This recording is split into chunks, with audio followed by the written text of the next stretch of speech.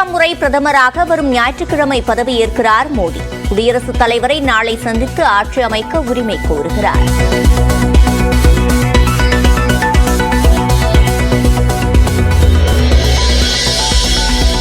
பாஜகவின் கூட்டணி அரசில் தெலுங்கு தேசம், ஐக்கிய ஜனதா தளம் உள்ளிட்ட 6 கட்சிகள் இடம்பெற வாய்ப்பு. தனிப்பெரும்பான்மை இல்லாததால் கூட்டணி கட்சிகளை திருப்திப்படுத்த பாஜக முக்கிய இலாக்காக்களை வழங்கும் என தகவல்.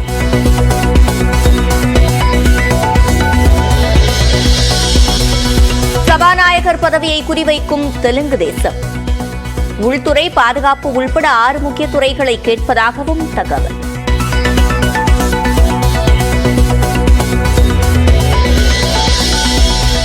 புதிதாக பொறுப்பேற்கும் பாஜக அரசில் 3 கேபினெட் பதவிகளை ஐக்கிய ஜனதா தளம் கேட்பதாக தகவல். சாதிவாரி கணக்கெடுப்புடன் குறைந்தபட்ச செயல் திட்டத்தை உருவாக்க நிதிஷ்குமார் வலியுறுத்தல்.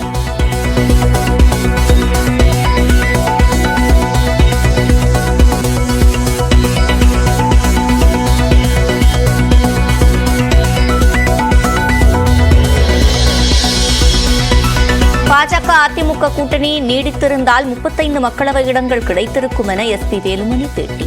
கூட்டணியில் பிளவு ஏற்பட்டதற்கு அண்ணாமலைதான் காரணம் என்றும் குற்றச்சாட்டு. இன்னைக்கு இந்த கூட்டணி சரியில்லாம அந்த கூட்டணி விலகி வர்றதுக்கு அண்ணாமலை தான் காரணம். இன்னைக்கு இதே கூட்டணி இருந்தால் 30-35 சீட்டுக்கு மேல ஜெயிச்சிருக்கக்கூடிய வாய்ப்பு இருக்கு. நல்லா வெளிப்படையா தெரியும். ராகுல் காந்தி எதிர்க்கட்சித் தலைவராக தேர்ந்தெடுக்கப்பட வாய்ப்பு. விரைவில் காங்கிரஸ் எம்பிக்கள் கூட்டத்தில் ஆலோசனை.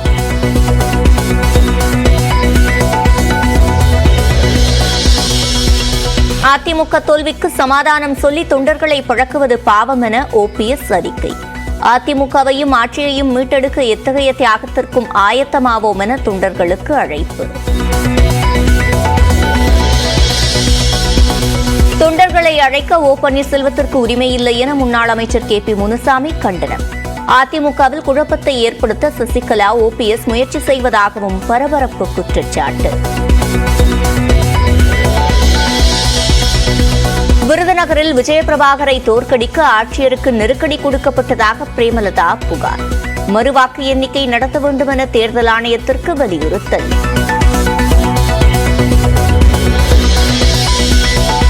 காஞ்சிபுரம், செங்கல்பட்டு உள்பட 19 மாவட்டங்களில் இன்று கனமழைக்கு வாய்ப்பு.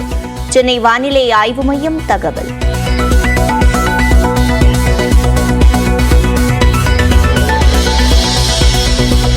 நாளை மற்றும் நாளை மறுநாள் நடைபெறவிருந்த உதவி பேராசிரியர் பணிக்கான தகுதித் தேர்வு ஒத்திவைப்பு. தொழில்நுட்ப கோளாறு காரணமாக மனோன்மணியம் சுந்தரனார் பல்கலைக்கழகம் அறிவிப்பு. நீலகிரி மாவட்டம் கூடலூர் அருகே ஊருக்குள் புகுந்த சிறுத்தை. கவச உடை அணிந்து தேடும் வனத்துறை.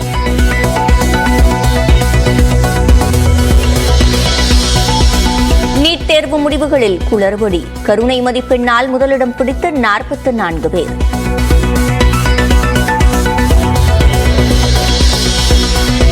ஆந்திரா முதலமைச்சராக வரும் 9ஆம் தேதிக்கு பதில் 12ஆம் தேதி பதவியேற்கிறார் சந்திரபாபு நாயுடு. பிரதமர் மோடியின் பதவியேற்பு விழாவில் நேரில் பங்கேற்பதால் ஒத்திவைப்பு. T20 கிரிக்கெட் உலகக்கோப்பையில் ஓமனை வீழ்த்தியது ஆஸ்திரேலியா. 39 ரன்கள் வித்தியாசத்தில் வென்றது.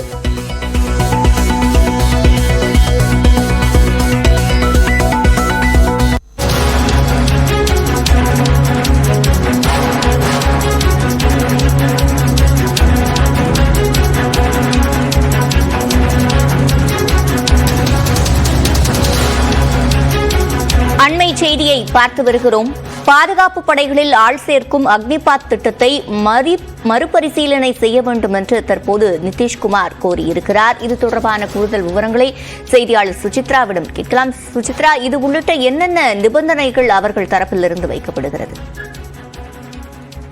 அமைச்சரவையில் இடம்பெறுவது குறித்த ஆலோசனை ஒருபுறம் நடைபெற்று வந்தாலும் தற்பொழுது பல்வேறு நிபந்தனைகளை கூட்டணி கட்சிகள் பாஜகவிற்கு முன்வைத்து வருகிறது. குறிப்பாக ஐக்கிய ஜனதா தளத்தை பொறுத்தளவில் மிகவும் விமர்சிக்கப்பட்ட அக்னிபாத் திட்டத்தை மறுபரிசீலனை செய்ய வேண்டும் என்ற ஒரு நிபந்தனையை நேற்று நடைபெற்ற தேசிய ஜனநாயக கூட்டணி கட்சித் தலைவர்களுடைய கூட்டத்தில் நிதிஷ்குமார் திட்டவட்டமாக பாஜகவிற்கு தெரிவித்துள்ளார். மிக முக்கியமாக கடந்த 2022ஆம் ஆண்டு ஜூன் மாதம் அறிமுகப்படுத்தப்பட்ட இந்த திட்டத்தின் கீழ் 4 ஆண்டுகளுக்கு இளைஞர்கள் பாதுகாப்பு படைகளில் பணியமர்த்தப்படுவது குறிப்பிடத்தக்கது. அதில் 25% பேர் மட்டுமே தக்க வைக்கப்பட்டு மீதமுள்ளவர்கள் விடுவிக்கப்படுவார்கள். இதற்கு கடுமையான எதிர்ப்பு தெரிவித்து பீகாரில் இளைஞர்களுடைய போராட்டம் என்பது வலுவாக நடைபெற்றது. ரயில் மறியல், சாலை மறியல் உள்ளிட்ட போராட்டங்களும் அங்கு நடைபெற்ற நிலையில் தற்பொழுது மத்தியில் ஆட்சியில் அமைக்கப்படும் பொழுது என்டிஏ தலைமையிலான இந்த கூட்டணி ஆட்சி என்பது நிச்சயமாக அக்னிபாத் திட்டத்தை மறுபரிசீலனை செய்ய வேண்டும் எனவும் நடைமுறையை முற்றிலுமாக மாற்ற வேண்டும், ஒன்று திட்டத்தை முற்றிலுமாக கைவிட வேண்டும் அல்லது நடைமுறையில் மாற்றம்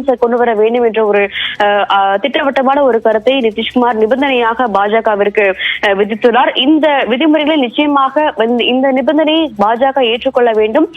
கூட்டணி ஆட்சிக்கு அதுதான் நிச்சயமாக ஒரு பெரிய பலமாக இருக்கும் என்ற ஒரு கருத்தையும் நிதிஷ்குமார் நேற்று நடைபெற்ற ஆலோசனை கூட்டத்தின் பொழுது முன்வைத்துள்ளார். பாஜகவினுடைய ஒரே நாடு ஒரே தேர்தல் திட்டம் மற்றும் பொது சேவை திட்டங்களை ஐக்கிய ஜனதா தளம் ஆதரித்தாலும் அதிலும் உரிய ஆலோசனையை பாஜகவானது முன்னெடுக்க வேண்டும் என்ற ஒரு அறிவுறுத்தலும் ஐக்கிய ஜனதா தளத்தினுடைய தலைவர் நிதிஷ்குமார் சார்பாக நேற்று பிரதமரிடம் முன்வைக்கப்பட்டுள்ளது. மிக முக்கியமாக இந்த அக்னிபாத் திட்டத்தின் கீழ் பீகாரில் கடுமையாக இளைஞர்கள் பாதிக்கப்பட்டுள்ளார்கள். அவர்களுடைய பாதிப்பிற்கு ஒரு நிரந்தர தீர்வு வேண்டும் என்ற ஒரு கருத்தை தான், அதன் அடிப்படையில் இந்த திட்டத்தை மறுபரிசீலனை செய்ய கோரி தற்பொழுது ஒரு நிபந்தனையை நிதிஷ்குமார் பாஜகவிற்கு முன்வைத்துள்ளார்.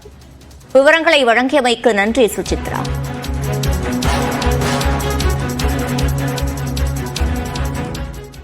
பாஜக அரசில் கூட்டணி கட்சிகளுக்கான அமைச்சர் பதவிகளில் அதிக இடங்களை தங்களுக்கு ஒதுக்க வேண்டும் என தெலுங்கு தேசம் கட்சி கேட்பதாக தகவல் வெளியாகியுள்ளது.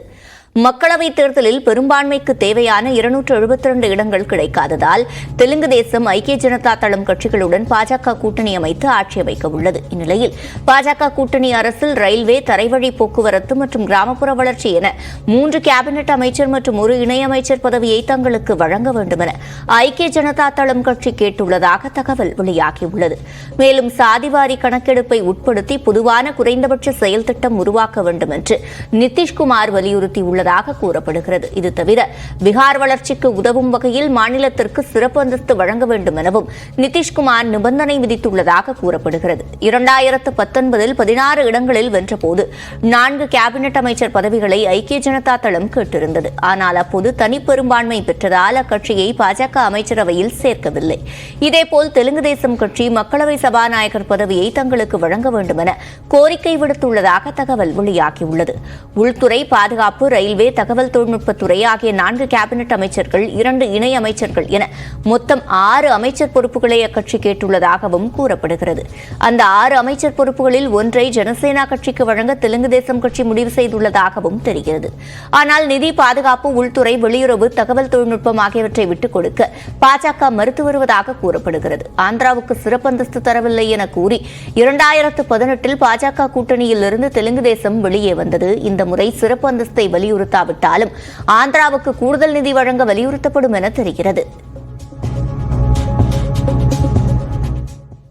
முதுபெரும் அரசியல் தலைவர்களை எல்லாம் பார்த்த நாடாளுமன்றத்தின் மக்களவையை அலங்கரிக்க உள்ளனர் இளம் அரசியல்வாதிகள். போட்டியிட்ட முதல் தேர்தலிலேயே வெற்றி பெற்று நாட்டை ஆளும் அவைக்குள் அடி வைக்கும் இளம் எம்பிக்கள் குறித்து விவரிக்கிறது இந்த செய்தி தொகுப்பு.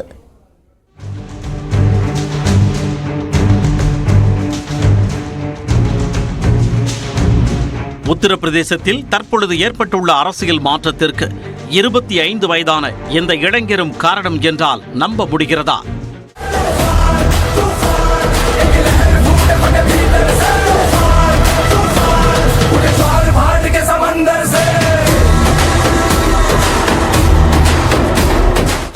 ஆம், உத்தரப்பிரதேசத்தின் 80 தொகுதிகளில் இந்தியா கூட்டணி 43 தொகுதிகளில் வெற்றி வாகை சூடிய நிலையில் பாஜகவின் கோட்டை என அம்மாநிலத்திற்கு இருந்த பிம்பம் உடைந்துள்ளது.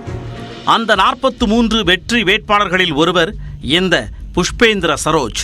இவர் உத்தரப்பிரதேசத்தில் அமைச்சராகவும் 5வது முறை எம்எல்ஏவாக உள்ளவருமான இந்திரஜித் சரோஜ் மகன் ஆவார். லண்டன் குயின் மேரி பல்கலைக்கழகத்தில் படித்த இவர் சமாஜ்வாதி கட்சி சார்பில் முதன்முறையாக தேர்தல் களம் கண்டார்.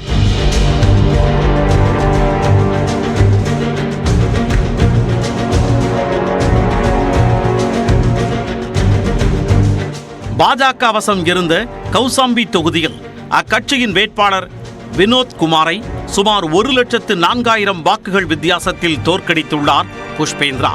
இதேபோல் சமாஜ்வாதி கட்சி சார்பில் களமிறக்கப்பட்ட மற்றொரு இளம் வேட்பாளர் 1998ஆம் ஆண்டில் பிறந்த பிரியா சரோஜ்.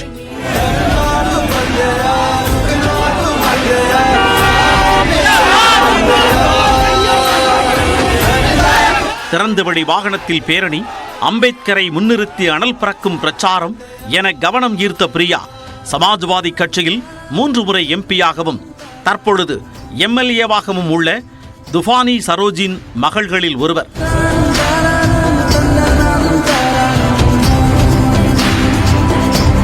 இந்நிலையில் மச்சுலி ஷாகர் தொகுதியில் 35,850 வாக்குகள் வித்தியாசத்தில் பாஜக வேட்பாளர் போலாநாத்தை தோற்கடித்து மக்களவைக்குள் நுழைகிறார் பிரியா சரோஜ்.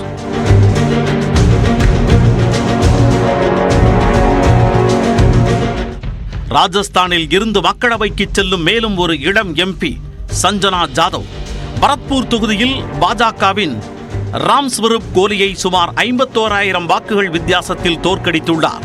இந்த 26 வயது பெண் காவலரை மணந்து சாதாரண குடும்ப பின்னணியை கொண்டவர். சஞ்சனா ஜாதவ் 2023ஆம் ஆண்டு சட்டமன்ற தேர்தலிலும் காங்கிரஸ் சார்பில் களம் கண்டார். ஆனால் பாஜக வேட்பாளரிடம் 409 என்ற சொற்ப வாக்கு வித்தியாசத்தில் தோல்வியடைந்தார். இந்நிலையில் தனது வெற்றியை அவர் நடனமாடி கொண்டாடி மகிழ்ந்தார்.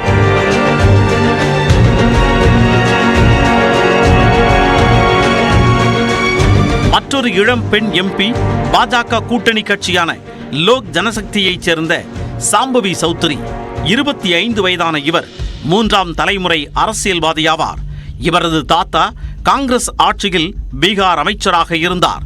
தந்தை அசோக் சௌத்ரி காங்கிரஸில் இருந்து பிரிந்து ஐக்கிய ஜனதாதள கட்சியில் சேர்ந்து தற்போது செல்வாக்கு மிக்க அமைச்சராக உள்ளார். இந்நிலையில் முதன்முறையாக தேர்தலில் களம் கண்ட சாம்பவி என்டிஏவின் இளம் வேட்பாளர் என்று பிரதமர் மோடி புகழ்ந்திருந்தார்.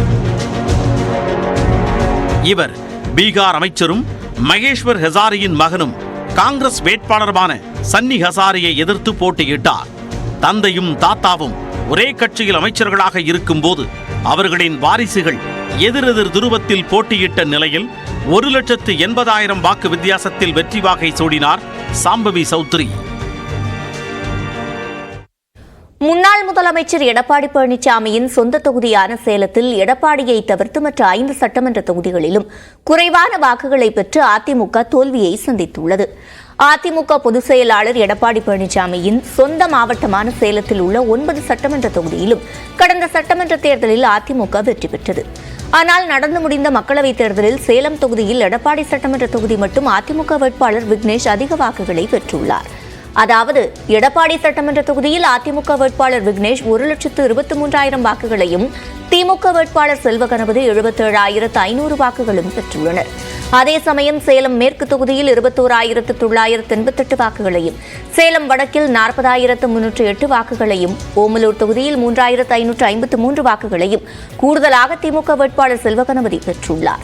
சேலம் தெற்கு தொகுதியில் 24,400 வாக்குகளையும், வீரபாண்டி தொகுதியில் 25,135 வாக்குகளையும் குறைவாக பெற்று திமுக வேட்பாளர் செல்வகணபதியிடம் அதிமுக வேட்பாளர் விக்னேஷ் தோல்வியடைந்துள்ளார்.